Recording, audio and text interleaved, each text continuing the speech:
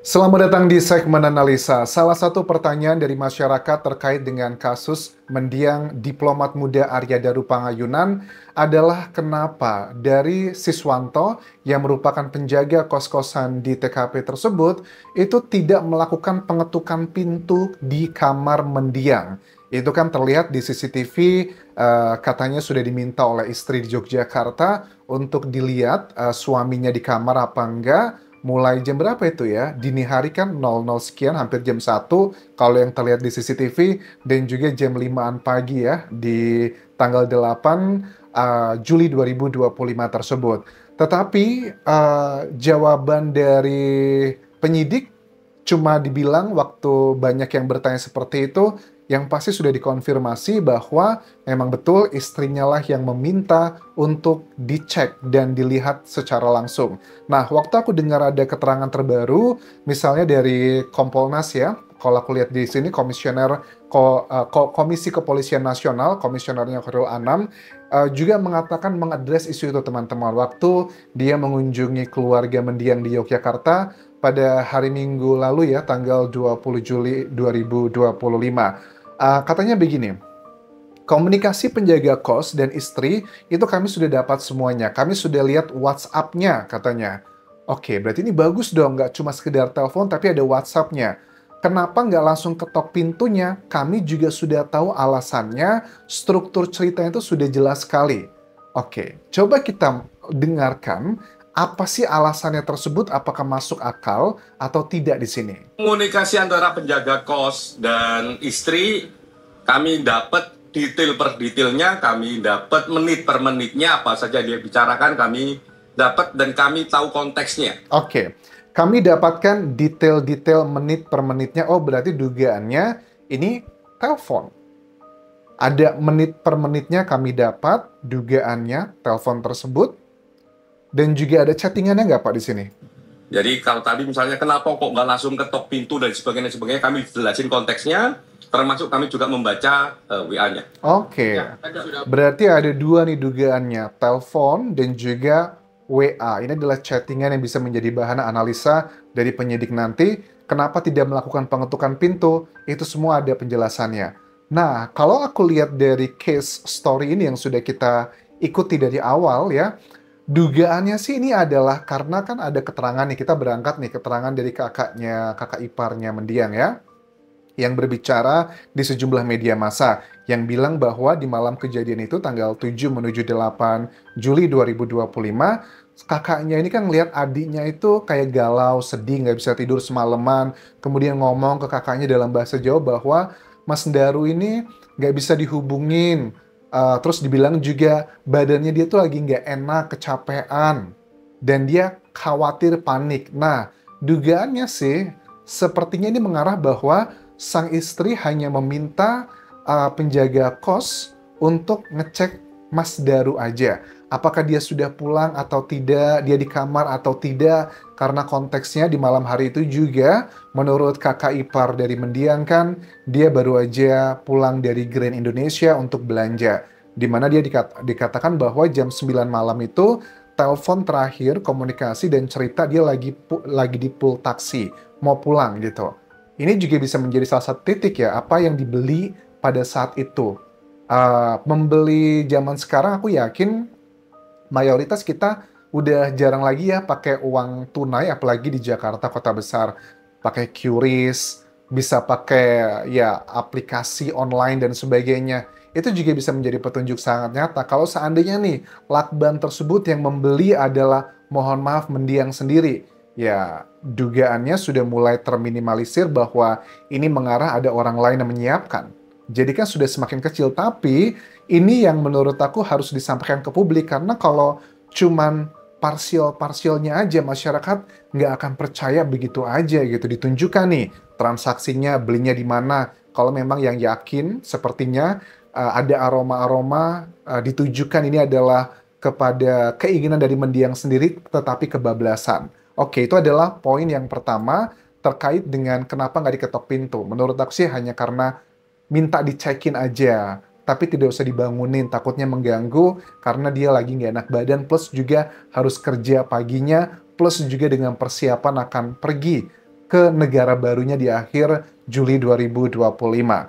Dikatakan bahwa menurut Komisioner Kompolnas ini, kami dapat struktur cerita sebelum hari kejadian, termasuk barang yang didapatkan sebelum dan sesudah hari kejadian. Maksudnya gimana, Pak? Apa aja barang-barang tersebut? Ini cuplikannya, teman-teman.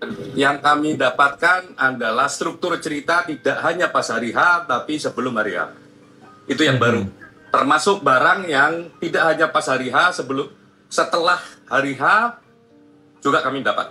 Itu barang. Ini yang unik nih. Oke, kalau sebelum hari H kita paham lah maksudnya ya, bisa belanja mendiang sendiri.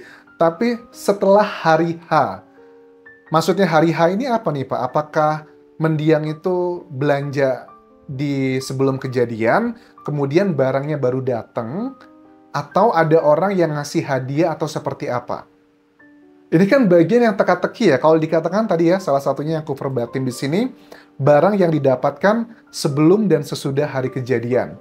Kalau sesudah hari kejadian ya, dugaan sangat kuat mungkin barang yang sudah diorder lama baru datang, mungkin dengan paketnya. Kan nggak mungkin dong, mohon maaf nih, mendiang ordernya setelah hari H. Kan jadi aneh gitu. Nah, apa itu barangnya? Nah, teka-teki ini adalah salah satu poin yang menurut aku data yang tak terbantahkan, yang bisa meredam keraguan masyarakat yang sebegitu banyaknya yang yakin bahwa ini ada unsur pidananya. Kalau memang ternyata memang nggak ada unsur pidananya, ya menurut aku kita akan terredam kalau memang disupport dengan data-data ilmiah plus juga dengan bukti-bukti yang ya digitalnya gitu, misalnya dia mesen sendiri dan sebagainya.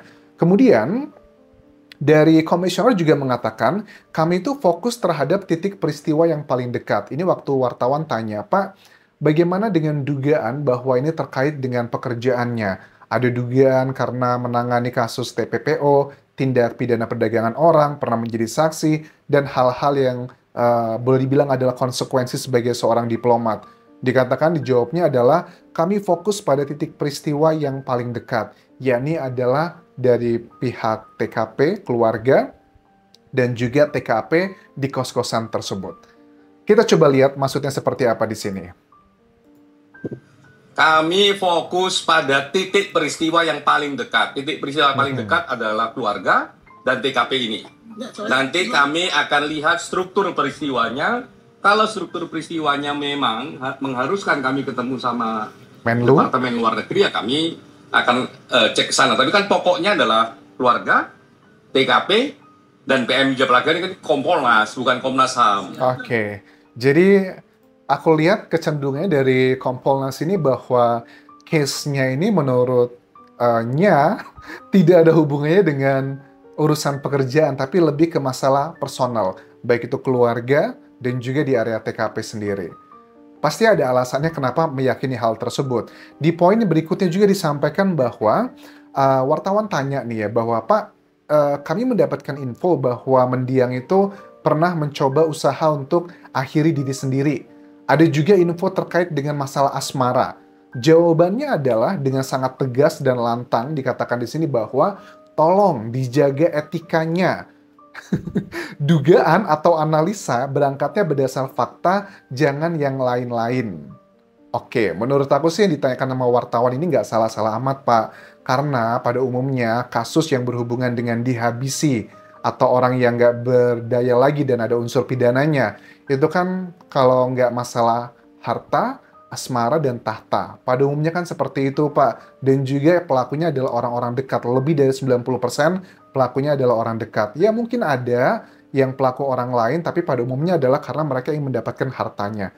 Nah, tapi kan wartawan juga tahu, hartanya nggak ada yang hilang. Semuanya ada di situ. Jadi, kalau dibilang bahwa jangan tanya hal seperti itu, ya, agak sulit, Pak, buat dikontrol. Bagaimana cara meredamnya adalah pihak penyidik harus segera memberikan keterangan ke masyarakat terkait dengan hal-hal yang sudah bisa diklarifikasi. Karena dengan sedikit demi sedikit adanya klarifikasi dari penyidik, itu menurut aku akan jauh lebih baik cara komunikasi ke masyarakat dibandingkan mau disampaikan secara utuh.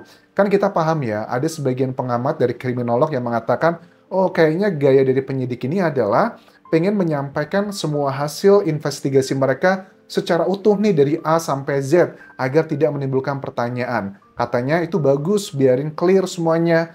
Menurut aku ya, tidak mungkin dalam sebuah case seperti ini, penyidik itu bisa menyampaikan A sampai Z kayak esai gitu secara utuh. Ini kan sebuah case yang pasti akan terus berkembang. Walaupun nanti pada saat penyidik akan menyampaikan secara utuh versi mereka, pasti netizen juga pasti akan ada bertanya-tanya pertanyaan-pertanyaannya.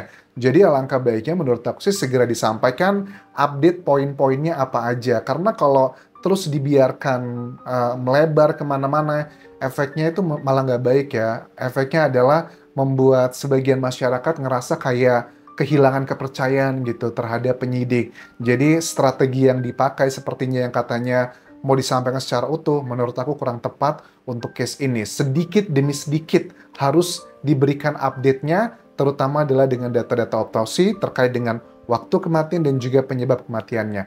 Paling nggak dua hal itu aja, karena kalau masyarakat sudah mendapatkan data yang sifatnya saintifik atau ilmiah, walaupun ada pro dan kontra, tapi kami itu bisa meredam loh. Kalau sudah dipatahkan misalnya adalah dengan data ilmiah. Tetapi kalau dibiarkan begitu aja, kesannya gitu loh. Kayaknya mau menutupi kasus yang lain gitu. Jadi biar semakin gimana begitu. Well, that's the opinion dari sebagian masyarakat. Terima kasih sudah menonton. Sampai ketemu lagi di video berikutnya. Tinggalkan like dan juga komen. Subscribe channel YouTube ini.